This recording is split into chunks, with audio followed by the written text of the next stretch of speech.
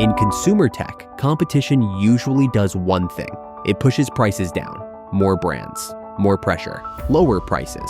But in one of the most competitive consumer markets in the world, Apple does the opposite. Year after year, it sells phones at the top of the market, and people keep buying them. The easy explanation is branding, or marketing, or loyalty. Those things matter, but if branding alone explained Apple's pricing power, competitors with world-class products and massive marketing budgets would have copied the formula by now. They haven't, because Apple does not just sell a premium phone. It sells a system designed to make price feel less decisive. We're introducing 3 revolutionary products of this class. And we are calling it iPhone. Today, Apple is going to reinvent the phone. By the end of fiscal 2025, Apple generated $416.2 billion in total net sales. The iPhone alone accounted for $209.6 billion.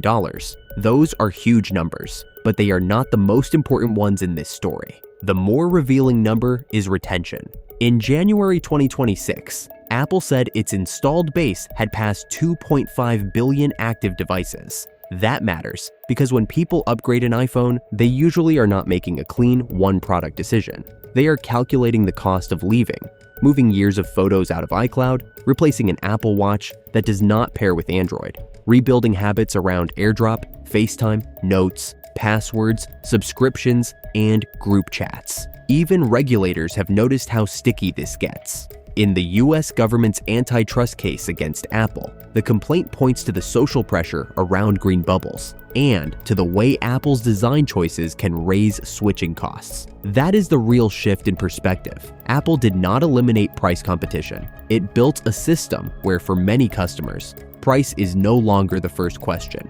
Once customers are inside that system, Apple monetizes them in more than one way. For a lot of hardware companies, the sale is the finish line. For Apple, the device is the front door. In fiscal 2025, Apple's services segment generated $109.2 billion in revenue, and the margins make the model even more powerful. Apple's 2025 filings show products gross margin at 36.8%. Services gross margin was 75.4%.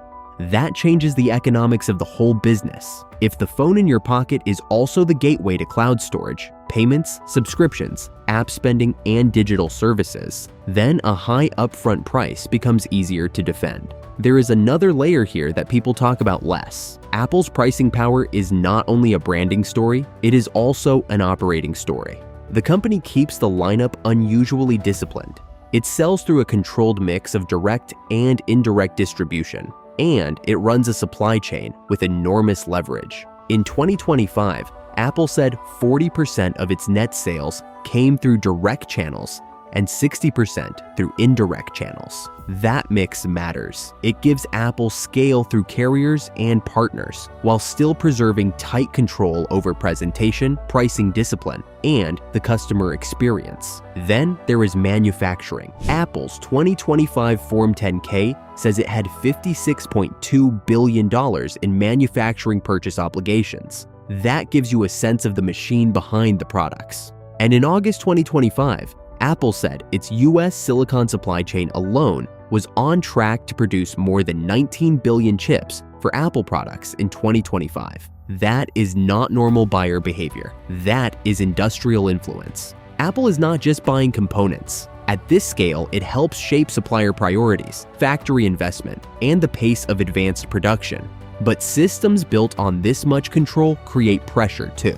Regulators in both the US and Europe are pushing back. Apple's 2025 annual report says the European Commission fined the company under the Digital Markets Act and ordered it to remove restrictions that prevent developers from steering users to alternative distribution channels outside the App Store. Apple has also made changes in the EU to comply with DMA requirements, including support for alternative app marketplaces. There are geopolitical risks too. Apple's own filings say Greater China net sales fell in 2025, driven mainly by lower iPhone sales. The same filings also note tariff pressure and broader supply chain risk, and the company continues to spend heavily on environmental and supply chain oversight. Apple's 2025 supply chain reporting says all identified smelters and refiners for tin, tantalum, tungsten, gold, cobalt, and lithium were asked to participate in third-party assessments. So why can Apple charge so much? Not because customers are hypnotized by a logo. By the time most customers actually reach the price tag, the deeper work has already been done.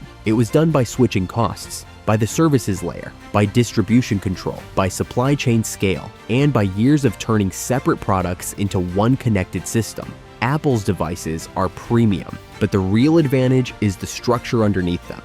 That is what makes the price hold. Apple does not win by making people ignore the price. It wins by making price feel like only one part of a much bigger decision. So here's the real question. Is that true product superiority or just one of the smartest business systems ever built? And which other company has done something similar? Let me know in the comments.